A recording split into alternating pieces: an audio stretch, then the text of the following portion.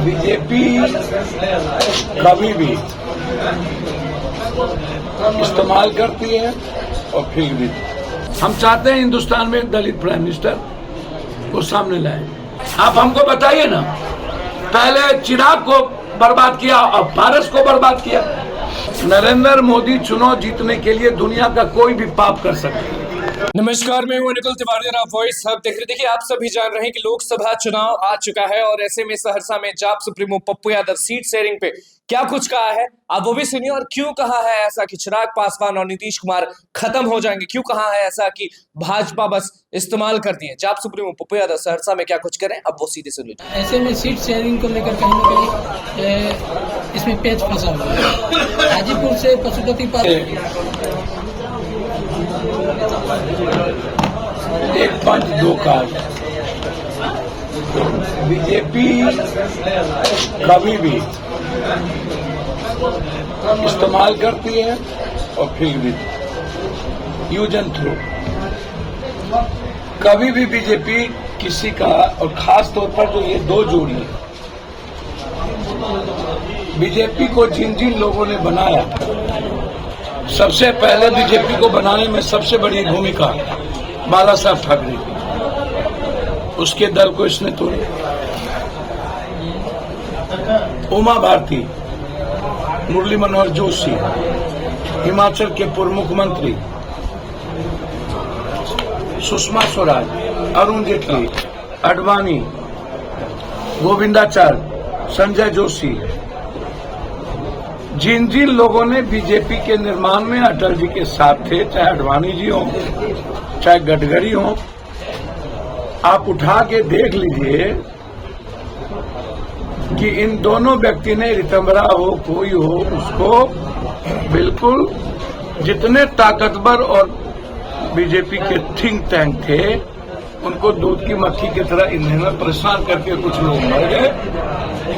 जो लोग का कोई विजन नहीं है, जो लोग बीजेपी में कभी भूमिका नहीं रही, नरेंद्र मोदी जी के साथ आप उठा के देखिए।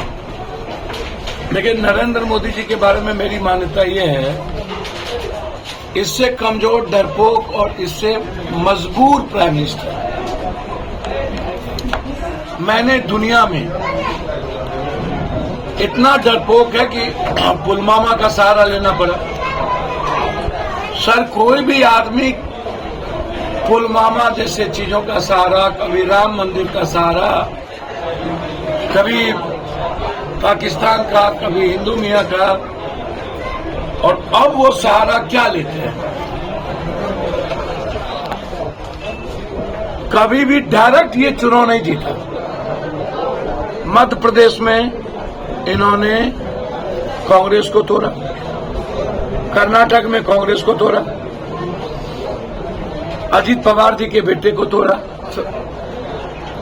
हमेशा पीछे से ये वार करता है, मोदी जी किसी कीमत पर बन।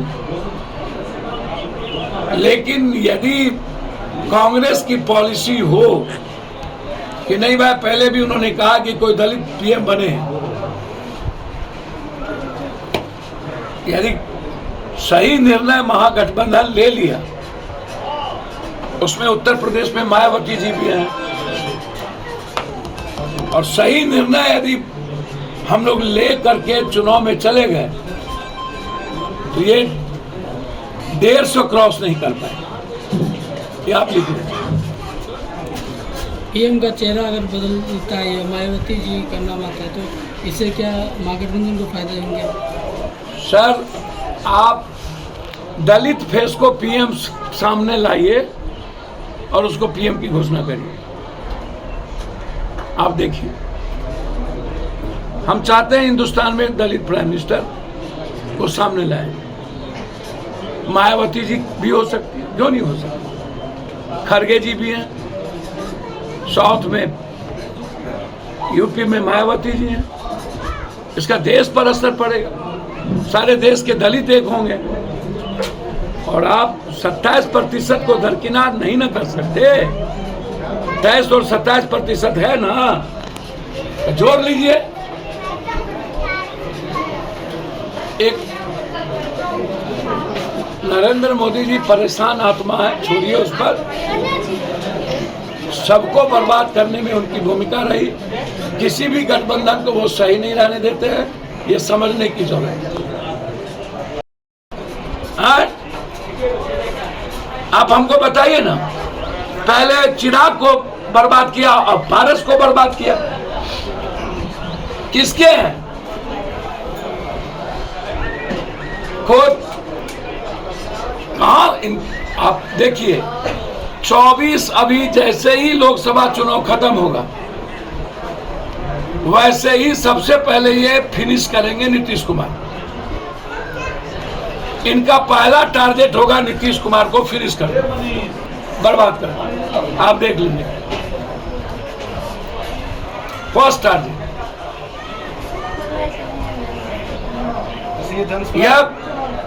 यह व्यक्ति सबसे ज्यादा खतरनाक है डेमोक्रेसी के लिए, संविधान के लिए और लोकतंत्र के लिए। पारस जी एक सिविलाइज्ड आदमी, और उनको आप इस तरीके से बर्बाद किए, उनको तो लड़ा देना चाहिए महागठबंधन। मैं कोई राय नहीं दे सकता महागठबंधन। मेरा चल रही है कि वो महागठबंधन भैया, मेरा तो हम तो आग्रह ही करेंगे, हमारी कोई राय नहीं है, ना मैं कोई प्रवक्ता हूं। आपने पूछा तो मैंने पारस जी के बारे में कहा, या और भी जगह के बारे में मैंने कहा। नरेंद्र मोदी चुनाव जीतने के लिए दुनिया का कोई भी पाप कर सकता है। अभी CAA लाया ना, पोलराइजेशन करने के लिए और हिंदू मुसलमान कराने के लिए। अरे मोदी जी, पहले से ही कानून है नागरिकता के लिए, हमें किसको रखना है किसको नहीं लेना है वो तो 6 साल का ड्यूरेशन है, और उसके बाद आर्टिकल जो संविधान का उसके तहत जो आएगा नागरिकता लेंगे, वो तो आपकी सरकार है, आप तय कीजिएगा। यह जो CAA लाए, ये तो सिर्फ एक आंख में धूल झोंकने के लिए ना। देखिए, इसके पास अब कुछ भी नहीं बचा। 272 कैसे क्रॉस करेंगे? मोदी जी को सबसे ज्यादा परेशानी इस बात को है कि वो 272 नहीं क्रॉस कर सकते, इसीलिए बड़ा कोना महागठबंधन बना रहा है, ताकि राष्ट्रपति पर प्रेशर दें कि हम इलेक्ट्रोल के पहले ही मेरा ये गठबंधन है और मेरा बड़ा गठबंधन है, इसमें संख्या ज्यादा है, इसलिए हमको पहले बुलाएंगे। और जब उसको बुला लिया जाएगा PM बनने के लिए, तब वो पैसे से सब पार्टी को कर देगा, तोड़ेगा।